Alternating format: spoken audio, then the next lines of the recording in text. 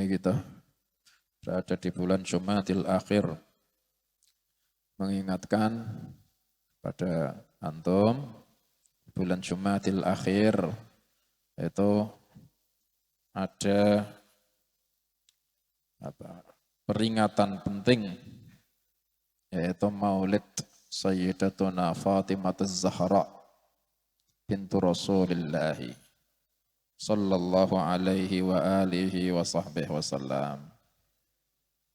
Jarang orang memperingati kelahiran Sayyidatuna Fatimah Az-Zahra. Itu beliau adalah putrinya Rasulullah sallallahu alaihi wasallam yang lahir ketika tanggal 20 Jumadil Akhir. Tahun ada yang mengatakan sebagian ulama beliau lahir tahun 5 tahun sebelum Rasulullah sallallahu alaihi wasallam diangkat menjadi nabi. Ada yang mengatakan beliau dilahirkan 5 tahun sebelum Rasulullah sallallahu alaihi wasallam diangkat jadi nabi. Berarti ketika Nabi sallallahu alaihi wasallam berusia 35 tahun.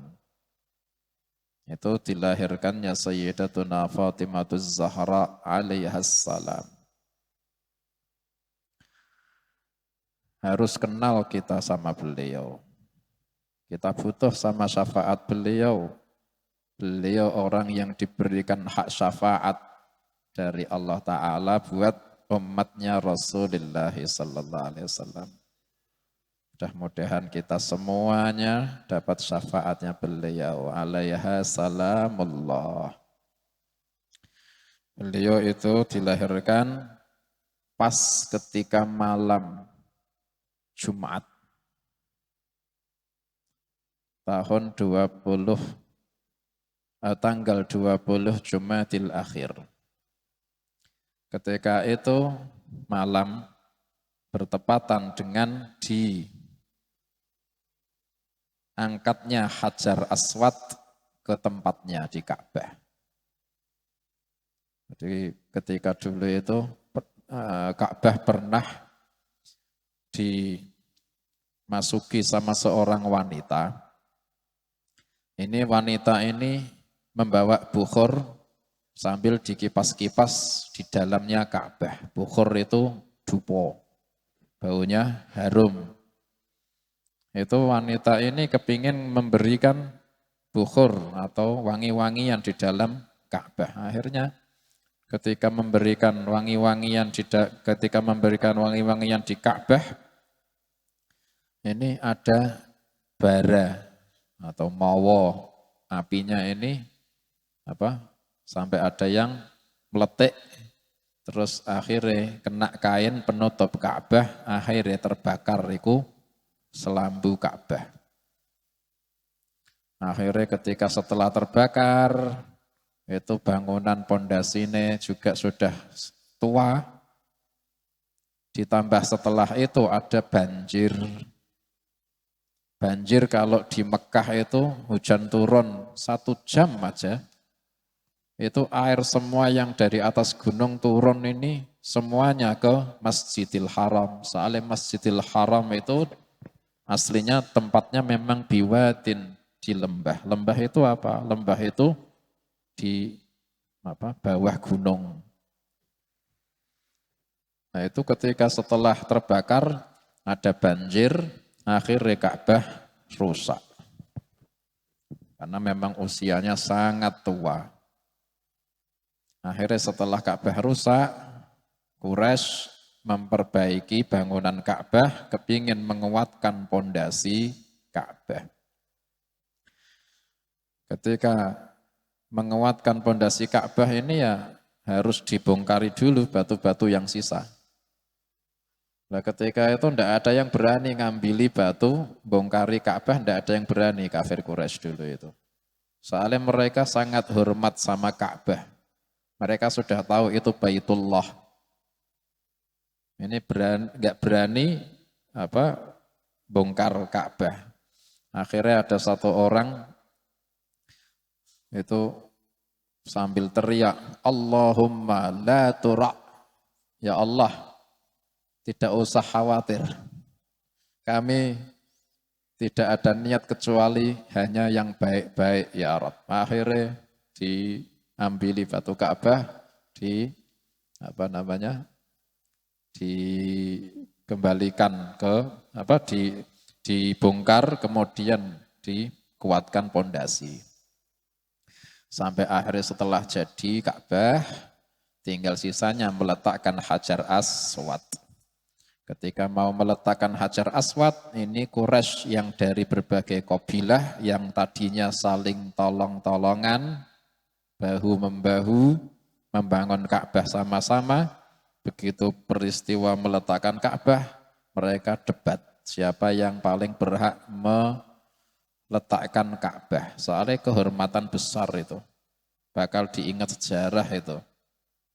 Akhirnya debat kabilah ini sama kabilah ini sama kabilah ini, akhirnya tidak ada yang mau ngalah. Kepingin semua kabilah dapat kehormatan meletakkan Hajar Aswad. Akhirnya ada pertengkaran sampai menyulut pengumuman perang. Padahal tadinya itu gotong royong, sampai akhirnya malah terjadi pengumuman perang. Saking tidak ada yang mau ngalah.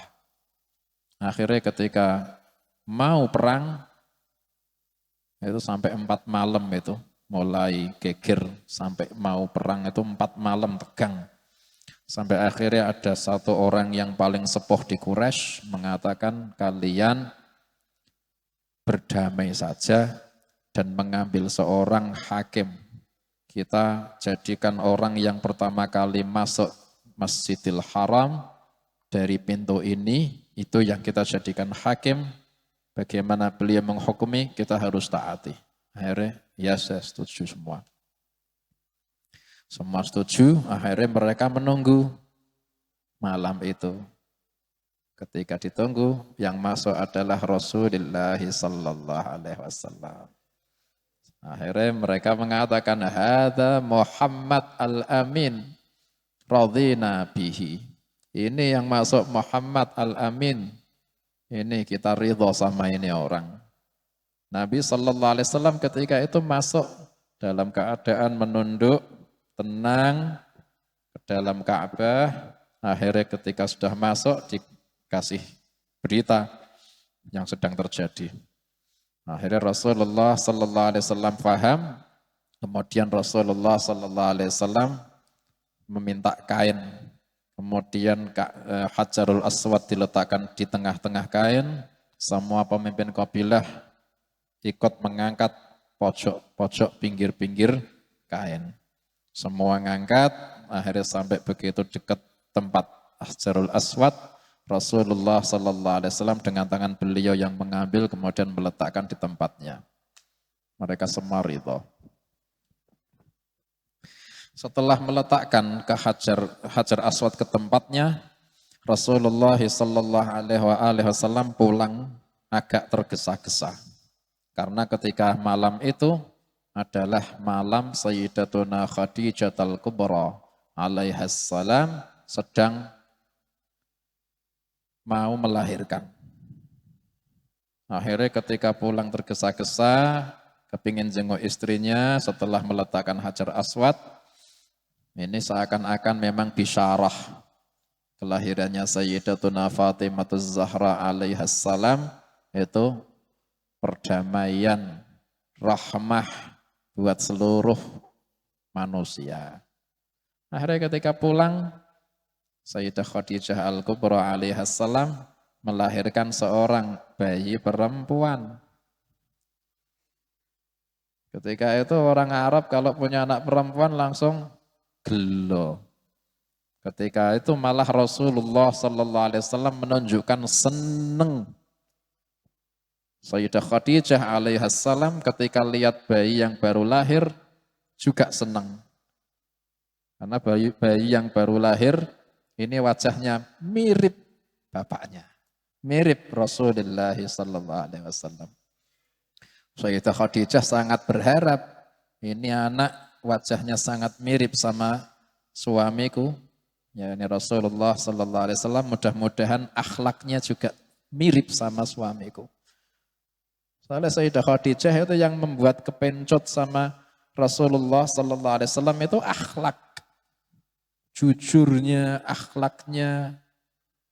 Kalau zahir jelas paling bagus, bercahaya. Tapi yang tidak kalah indah ini akhlaknya. Mudah-mudahan ini anak sama kayak bapaknya, baik bentuk fisiknya maupun akhlaknya, budi pekertinya. Akhirnya Sayyidah Fatimah alaihissalam lahir. Ketika lahir 5 tahun setelahnya Rasulullah sallallahu alaihi wasallam itu diangkat jadi nabi, diangkat jadi rasul, itu disaksikan itu sama Sayyidah Fatimah alaihissalam.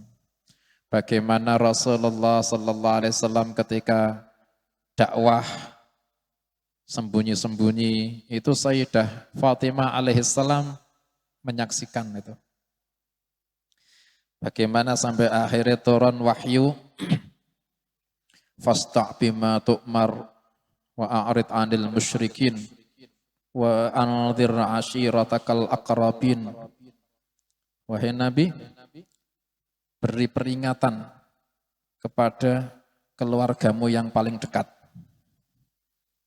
Akhirnya ketika itu Sayyidah Fatimah alaihissalam kurang lebih umur antara 6 atau 7 tahun kurang lebih. Rasulullah sallallahu alaihi wasallam dapat perintah, dakwahi keluargamu yang terdekat, wa anzir ashiratakal aqrabin. Akhirnya Rasulullah sallallahu alaihi wasallam langsung keluar rumah. Itu Sayyidah Fatimah alaihissalam mengikuti dari belakang. Sambil Nabi sallallahu alaihi wasallam mesti dikawal sebagian sahabat yang ngawal ketika itu, Ibnu Mas'ud, Sayyidina Abu Bakar Siddiq ketika itu mesti ngawal. Cuma ketika itu Sayyidah Fatimah alaihissalam juga mengikuti dari belakang antara 6 sampai 7 tahun. Akhirnya ketika sampai di rumah-rumahnya keluarga Nabi, Nabi sallallahu alaihi wasallam menjalankan perintahnya Allah mendakwahi keluarga. Ya Bani Abdi Manaf, ishtaru anfusakum minallah. Ma ughni ankum minallahi syai'a. Wahai keturunan Bani Abdi Manaf, keluarga Nabi itu, kalian belilah diri kalian dari Allah. Saya tidak mampu berbuat apapun untuk kalian di hadapan Allah nanti. Ya Abbas bin Abdul Muttalib, la ughni anka minallahi syai'a. Ya Safiyah binti Abdul Muttalib, ya ammata Rasulillah, la ughni anki minallahi syai'a. Akhirnya Sayyidah Fatimah kecil melihat bapaknya ini memanggil keluarga besar, mulai dari keluarga Bani Abdi Manaf, saya tidak mampu berbuat apapun untuk kalian di hadapan Allah. Kemudian memanggil pamannya, tokoh Quraisy, ya Abbas bin Abdul Muttalib, ya amma Rasulillah, saya tidak bisa berbuat apapun untukmu di hadapan Allah. Sayyidah Fatimah lihat.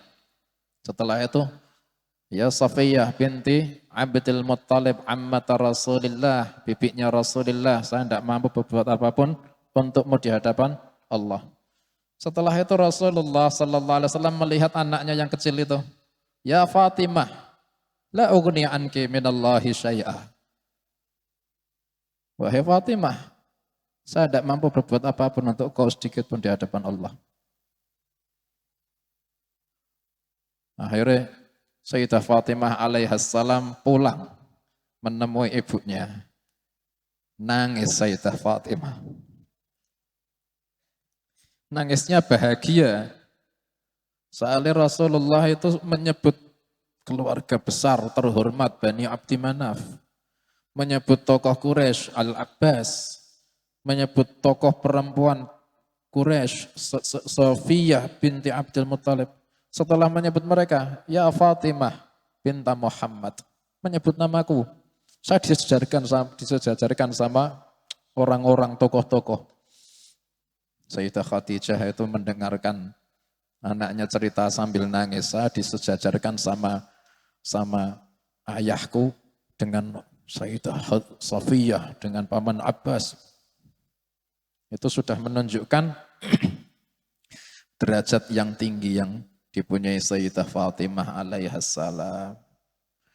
Sayyidah Fatimah alaihassalam juga yang melihat bagaimana ketika Rasulullah sallallahu alaihi wasallam dakwah terang-terangan. Ketika dakwah terang-terangan itu permusuhannya kafir Quraisy, kemudian bagaimana payahnya, letihnya Rasulullah sallallahu alaihi wasallam semua disaksikan sama Sayyidah Fatimah alaihassalam. Ketika peristiwa Rasulullah sallallahu alaihi wasallam salat di Masjidil Haram, kemudian Abu Jahal lihat sama orang-orang kafir, Nabi sedang sujud, Abu Jahal ketika itu ngomong sama orang-orang kafir, siapa yang mau mengambil jeroan yang disembelih, jeroan hewan yang disembelih Bani Fulan, sedang nyembelih-nyembelih sekarang, itu jeroannya siapa yang mau ngambil, letakkan di punggungnya Muhammad. Siapa? Ada satu orang kafir Quraisy termasuk yang paling celaka, itu akhirnya ngambil jeroan sembelihannya Bani Fulan, kemudian diletakkan di atas punggungnya Rasulullah sallallahu alaihi wasallam ketika Rasulullah sallallahu alaihi wasallam sujud. Itu Ibnu Mas'ud, para sahabat-sahabat itu yang ketika itu hadir mustad'afin, ketika itu mereka tidak bisa membela Nabi. Ketika itu kafir Quraisy teriak-teriak, ketawa-ketawa sampai sempoyongan, sampai lihat Muhammad sujud di atas punggungnya ada jeroan sembelihan binatang. Itu yang mau bela para sahabat semuanya mustad'afin, tidak bisa berbuat apa-apa soalnya mereka ditahan, dipegangi. Sayyidah Fatimah alaihassalam lihat bapaknya sujud ke Allah diganggu 6-7 tahun, mungkin 7 tahun. Lari mendekati bapaknya, kemudian jeroan kotoran-kotorannya dibuang, kemudian setelah dibuang neriai pemuka Quraisy yang zalim kepada Rasulullah sallallahu alaihi wasallam. Dicaci, dibela bapaknya itu. Padahal pemuka-pemuka Quraisy. Ketika Sayyidah Fatimah alaihi salam ngeraski suara membela Rasulullah sallallahu alaihi wasallam, Nabi sallallahu alaihi wasallam dengar suara anaknya Sayyidah Fatimah membela Nabi, Nabi sallallahu alaihi wasallam langsung bangun dari sujud. Kemudian berdoa, Allahumma alaika bi Abi Jahal, Allahumma alaika bi Utbah bin Rabi'ah, Allahumma alaika bi Rabi'ah bin Utbah, Allahumma alaika bil Walid bin Mughirah, Allahumma alaika, sampai menyebut nama 7 orang. Ya Allah, binasakan fulan, binasakan fulan, binasakan fulan.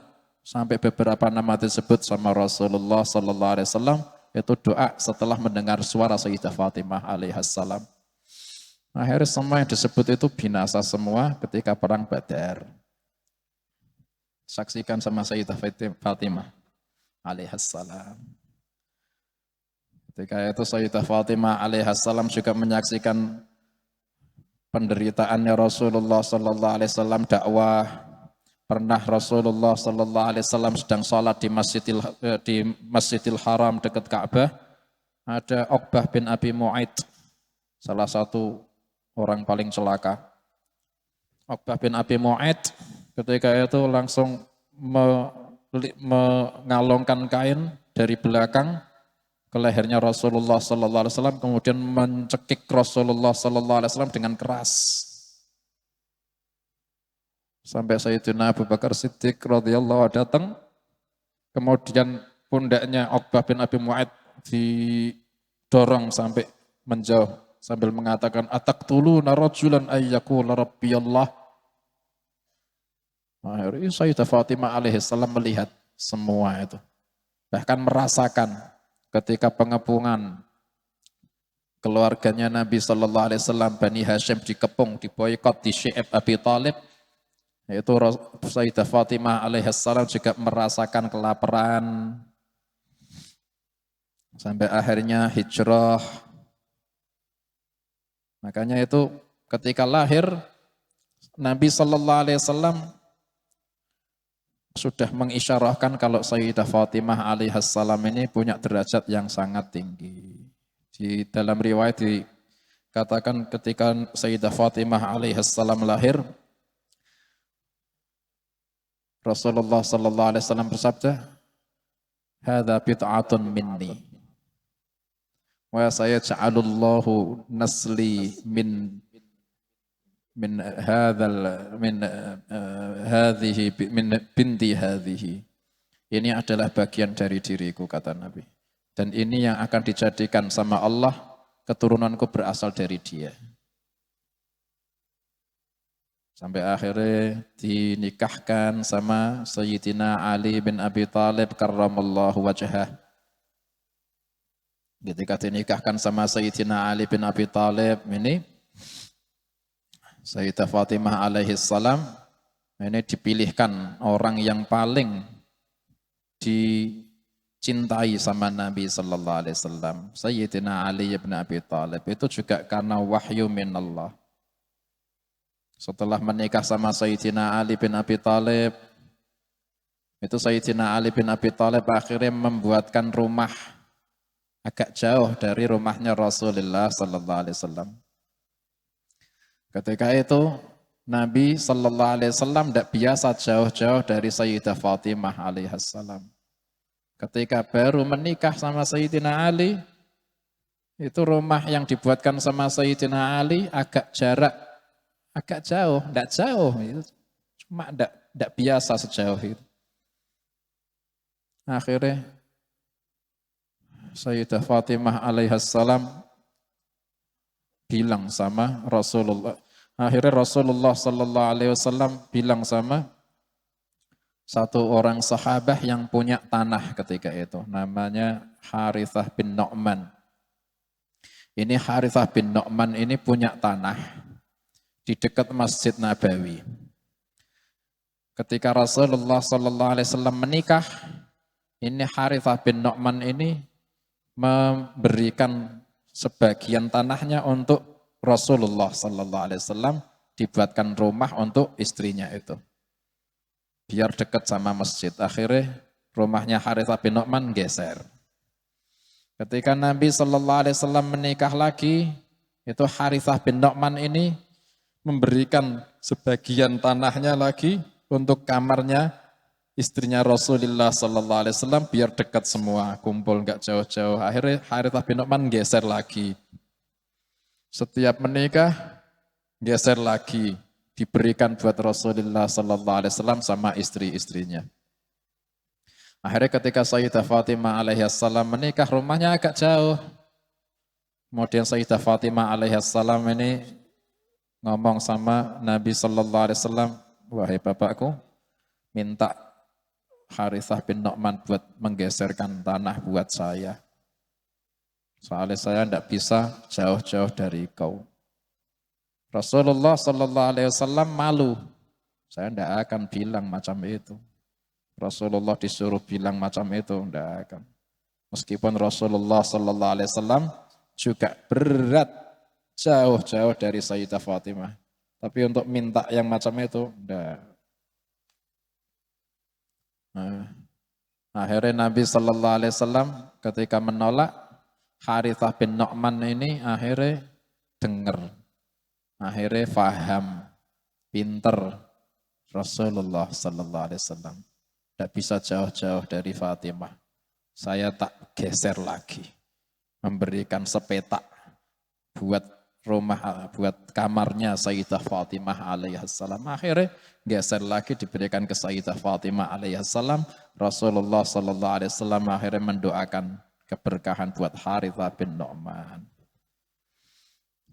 Ketika nikah sama Sayyidina Ali, ketika pertama kali dibawa masuk ke dalam rumah, itu yang dibawa, yang dipunyai apa di rumah Sayyidah Fatimah alaihissalam? Lemek dari apa namanya, serabut apa pelepah, apa kelosok dari pelepah. Kemudian bantal yang isinya itu serabut. Kemudian kendi, kemudian alat penggilingan, kemudian alat buat mengayak, kemudian satu kain. Cuma itu. Rumahnya itu 5 kali 5 meter.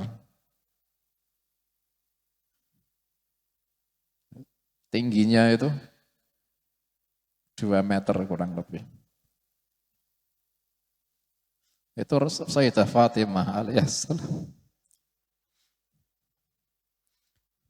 Diajari zuhud, dan memang doyan zuhud, soalnya memang bid'atun min Rasulillah sallallahu alaihi wasallam, bagian dari Nabi sallallahu alaihi wasallam. Pernah Sayyidah Fatimah alaihissalam itu giling tepung. Ketika giling, gilingan dulu itu ada batu 2, ketika giling itu pakai tangan itu kalau lama itu ngapal. Tapi wong setiap hari harus giling, akhirnya luka, sakitnya terus-terusan kalau sudah kayak gitu. Ndak siang, ndak malam itu rasanya perihnya terus-terusan. Ditambah besok harus kayak gitu lagi, memang punyanya itu. Harus makan dari itu. Akhirnya ketika dengar Nabi Sallallahu Alaihi Wasallam pulang dari perang, menang, membawa tawanan-tawanan banyak. Ada beberapa tawanan wanita juga. Sayyidina Ali bin Abi Thalib berkata ke istrinya, "Ya Fatimah, kau pergilah ke ayahmu. Ayahmu itu baru menang perang, membawa tawanan banyak. Minta tawanan perempuan 1 saja buat jadi khadimah buat kau, pembantumu." Sayyidah Fatimah alaihissalam akhirnya duduk, "Baik, saya akan pergi." Akhirnya duduk sebentar, ngilang capek sama nata tangannya sing perih. Setelah selesai capek, berdiri ngambil kerudung, pergi ke rumah Rasulullah sallallahu alaihi wasallam. Sampai ke rumah Rasulullah sallallahu alaihi wasallam, dibuka ke pintu, diizinkan masuk. Akhirnya masuk. Ketika masuk, suruh duduk dekat sama Nabi sallallahu alaihi wasallam, ditanya, "Ya benati, ma hajatuk?" Wahai putriku, hajatmu apa ini? Nabi Sayyidah Fatimah alaihissalam jawab, "Usallimu alaika." Saya hanya ingin salam buat kau. Kemudian Nabi sallallahu alaihi wasallam mandang terus, menunggu mau hajat apa. Sayyidah Fatimah alaihissalam tidak berani ngomong. Tidak berani ngomong. Minta satu pembantu buat saya, itu tidak berani. Diam aja. Sampai dilihat sama Nabi sallallahu alaihi wasallam, diam. Tangannya sambil ditahan perihnya, telapak tangan.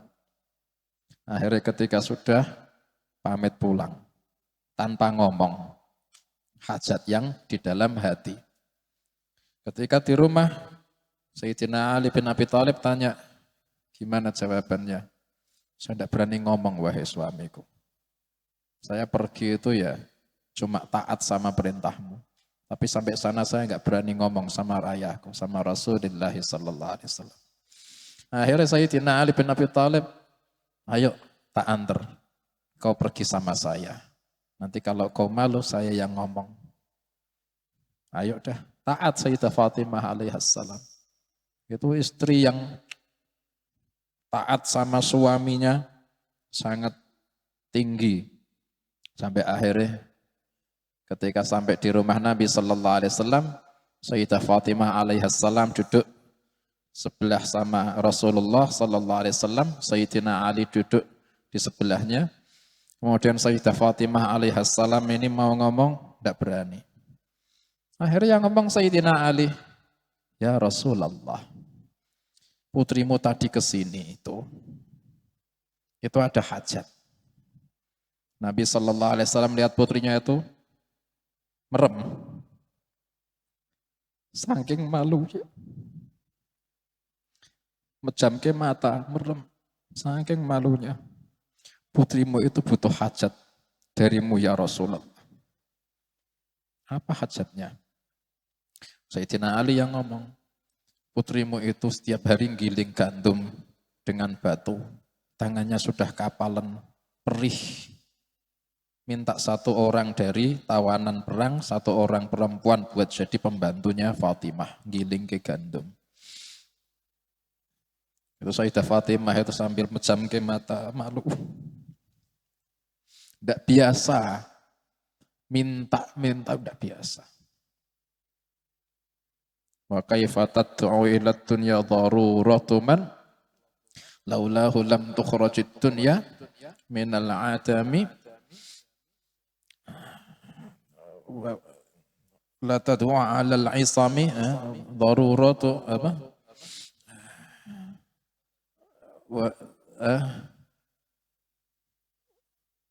wa kaifa tad'u ila dunya daruratu man laulahu lam tukhrajid dunya minal adami sebelumnya. Maksum itu, orang yang maksum itu tidak akan dilangkai sama darurat seberat apapun darurat. La ta'du 'alal 'isami. Akhirnya ketika sudah diterangkai hajate, putrimu itu sebetulnya kepingin minta khatimah buat menggilingkan tepung.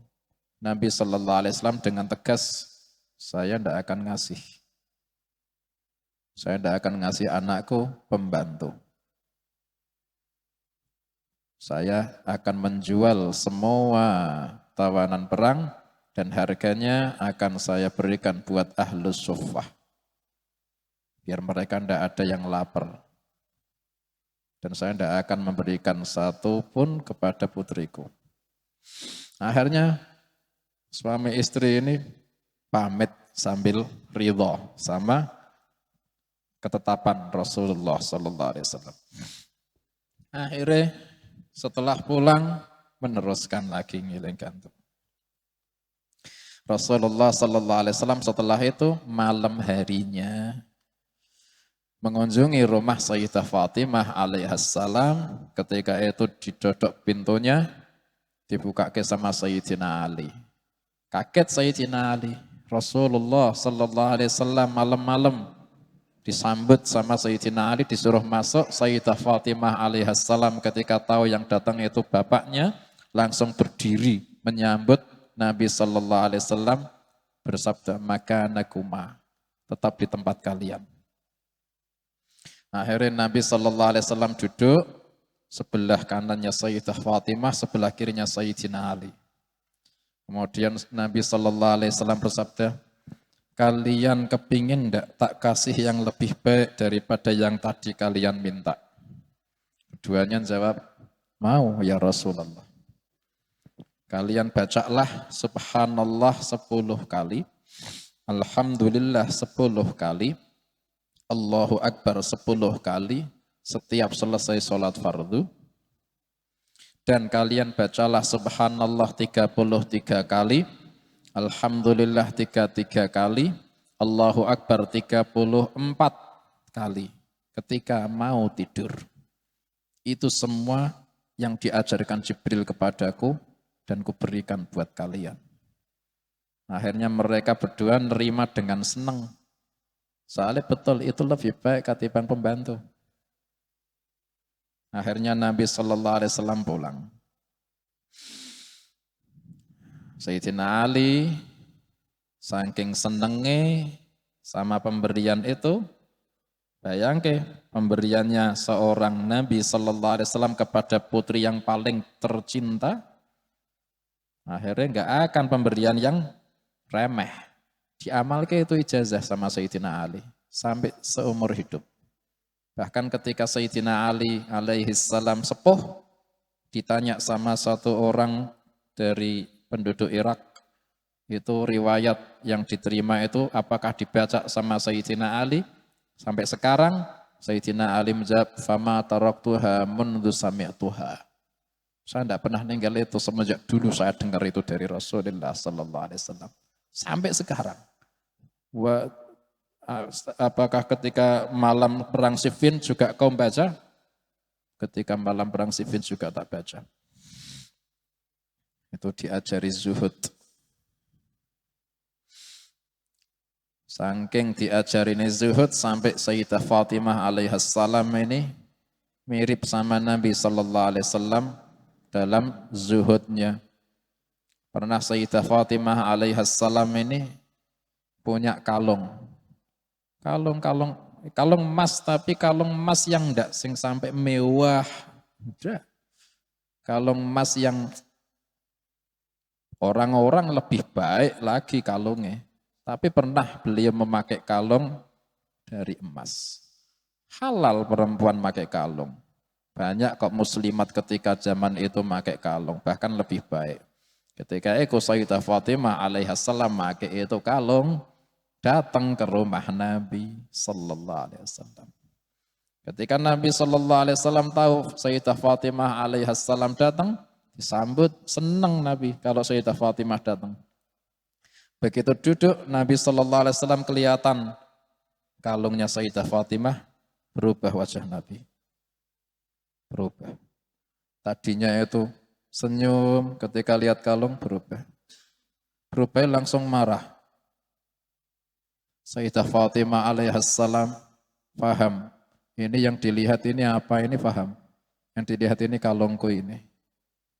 Yang dilihat ini kalungku ini. Sampai marah, pandangannya ini pandangan Nabi sallallahu alaihi wasallam itu wibawanya besar. Setiap kedipan matanya itu diikuti sama orang. Sudah gini. Sayyidah Fatimah alaihissalam tidak berani.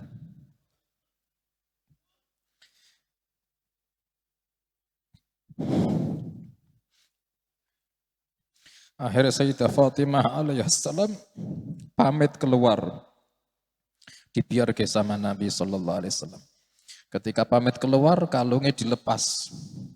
Saya tidak akan pakai kau selamanya. Kemudian itu kalung dipikir sama Sayyidah Fatimah. Mau tak apakan ini? Mau tak jual? Kemudian uangnya tak belikan budak jadi khotimku, membantu giling tepung. Saya butuh ini. Tapi kalau tak jual, hasilnya tak buat beli pembantu buat giling tepung, itu pembantu setiap saya melihat pasti akan mengingatkan ke kalung emas itu. Padahal Rasulullah SAW tidak suka sama kalung itu.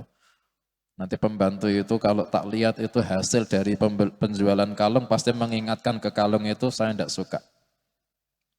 Akhirnya saya akan jual ini kalung, hasilnya tak belikan budak, kemudian tak merdekakan. Akhirnya dijual, hasilnya dibelikan budak, akhirnya anta hurrun fillah. Kau merdeka karena Allah. Akhirnya kembali ke Rasulullah sallallahu alaihi wasallam. Kemudian ditanya, mana kalung tadi? Sudah tak jual ya Rasulullah. Uangnya tak belikan budak dan tak merdekakan. Kau memang putriku. Diajari zuhud sampai gitu. Bahkan Rasulullah sallallahu alaihi wasallam bersabda, "Inna ibnati hadhihi raihanah insaniyah. Kullama ishtaqtu ila raihatil jannah, syamamtu raihata ibnati." Sesungguhnya putriku Fatimah ini adalah bidadari dari golongan manusia. Setiap saya rindu bau surga, saya akan cium bau Fatimah.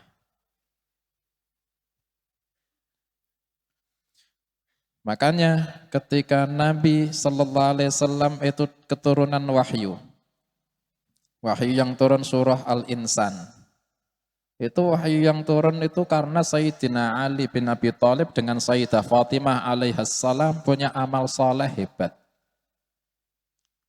Sayyidina Ali itu orang fakir.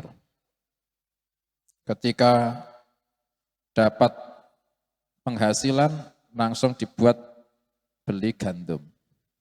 Atau ketika itu penghasilannya memang gandum. Ketika itu dapat satu kresek, misalnya berarti sekarang kresek, diambil sepertiga, di apa istilahnya, adoni. Diadoni, kemudian mau dimasak. Buat makan istri anaknya. Kemudian ketika mau matang, ada orang miskin.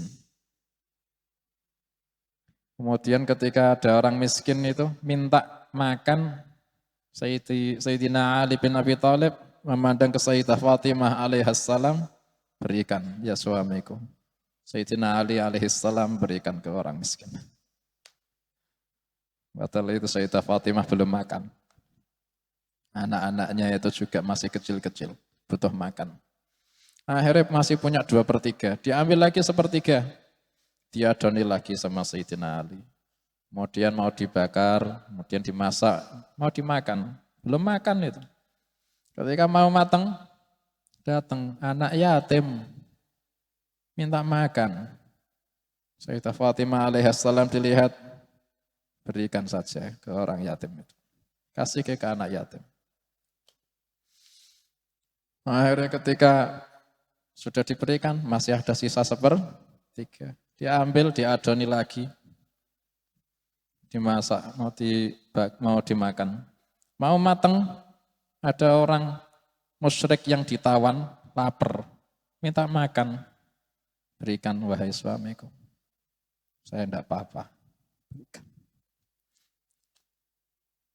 Akhirnya tidak makan.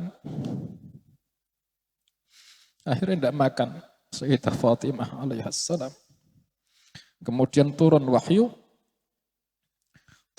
suratul Insan. Wa yut'imuna at-ta'ama ala hubbihi miskinan wa yatiman wa asira. Innama nut'imukum liwajhillahi la nuridu minkum jazaa'an wa la syukura. فوقاهم الله شر ذلك اليوم ولقاهم نضرة وسرورا. Itu ayat turun berkenaan ceritanya Sayyidina Ali dan Sayyidatuna Fatimah Zahra. Mereka memberikan makan yang mereka inginkan kepada orang miskin, anak yatim, dan tawanan. Mereka sambil mengatakan, kami memberi makan kalian karena Allah, kami tidak butuh balasan maupun ucapan terima kasih kalian. Karena kami takut siksaan yang nanti ada di yaumil qiyamah. Fawaqahumullahu syarra dzalikal yaum wa laqahum nadratan wasurura. Kemudian dikasih sama Allah Ta'ala janji nanti di akhirat dijamin sama Allah. Wa jazahum bima sabaru jannatan wa harira. وجزاهم بما صبروا جنة وحريرا متكئين فيها على الأرائك لا يرون شمسا ولا زمهريرا. Itu pahala untuk Sayyidina Ali dan Sayyidah Fatimah di surga. Dan perhatikan, tidak ada balasan yang dijanjikan ini. Allah Ta'ala sampai tidak menyebut bidadari. Allah Ta'ala sampai tidak menyebut janji nikmat yang buat Sayyidina Ali, itu tidak disebut bidadari karena Allah Ta'ala menghormati Sayyidah Fatimah alaihissalam. Biasanya kalau Allah Ta'ala menceritakan nikmat surga, wa hurin na'in, bidadari. Untuk Sayyidina Ali mesti ada, tapi Allah tidak mau nyebut ihtiraman karena Allah menghormati Sayyidatuna Fatimah Zahra. Muttaqi'ina fiha 'alal ara'iki la yarawna fiha syamsan wa la zamharira wa daniyatan عليهم ظلالها وظللت قطوفها تظليلا ويطاف عليهم بآنية من فضة وأكواب كانت قوارير من فضة قدروها تقديرا ويسقون فيها كأسا كان مزاجها زنجبيلا عينا فيها تسمى سلسبيلا ويطوف عليهم ولدان مخلدون إذا رأيتهم حسبتهم لؤلؤا منثورا وإذا رأيت ثم رأيت نعيما وملكا كبيرا. Tidak disebut sama Allah Ta'ala bidadari sedikit pun di hadapan Sayyidah Fatimah alaihassalam. Allah Rabbul Alamin menghormati Sayyidah Fatimah alaihassalam. Makanya sampai ketika Nabi Sallallahu Alaihi Wasallam meninggal, Sayyidah Fatimah alaihassalam dibisiki sama Nabi, ya Fatimah, Jibril setiap tahun mengunjungiku di dalam bulan Ramadan dan bertadarus denganku Al-Quran 1 kali. Dan Ramadan kemarin ini Jibril bertadarus sampai khatam kepadaku 2 kali khatam. Dan saya menyangka itu adalah dekatnya ajalku. Sayyidah Fatimah alaihassalam nangis. Kemudian dipanggil lagi, suruh mendekat, dibisiki lagi. Kemudian Sayyidah Fatimah alaihassalam ketawa senang ketika itu dibisiki, wa anti awwalu ahli baiti duhuqan bi, dan kau adalah awalnya ahlu baitku yang akan menyusulku. Senang Sayyidah Fatimah. Dan itu yang menjadikan Nabi Sallallahu Alaihi Wasallam itu barokahnya mengalir ke seluruh umat Nabi Sallallahu Alaihi Wasallam berkat Sayyidah Fatimah alaihassalam. Karena ketika Nabi Sallallahu Alaihi Wasallam bersabda, kullu bani ummin lahu asabatuh, semua anak-anaknya ibu itu anak akan kembali kepada bapaknya, nisbahnya. Illa waladu Fatimah, kecuali anak-anak Fatimah, nisbatnya itu ke aku. Hasan, Husain bin Ali, wa Fatimah binti Rasulullah. Mereka anak-anakku. Kata Nabi, anak abuhum wa anna asabatuhum. Saya ayahnya anak-anak Fatimah dan saya nisbat anak-anaknya Fatimah. Itu yang jadi asbab sama Allah Ta'ala. Berkahnya Nabi Sallallahu Alaihi Wasallam mengalir sampai yaumil qiyamah nanti. Karena nanti yaumil qiyamah itu Al-Mahdiyu min waladi Fatimah. Ada tampil Imam Mahdi di akhir zaman itu min waladi Fatimah. Mudah-mudahan barokah manakibnya beliau, kita tambah mahabbah sama beliau, kita punya keluarga, istri, saudari, anak-anak perempuan bisa niru, menjadikan imam buat mereka itu Sayyidatuna Fatimah alaihassalam, dan mudah mendapatkan syafaatnya Sayyidatuna Fatimah alaihassalam. Amin ya rabbal alamin.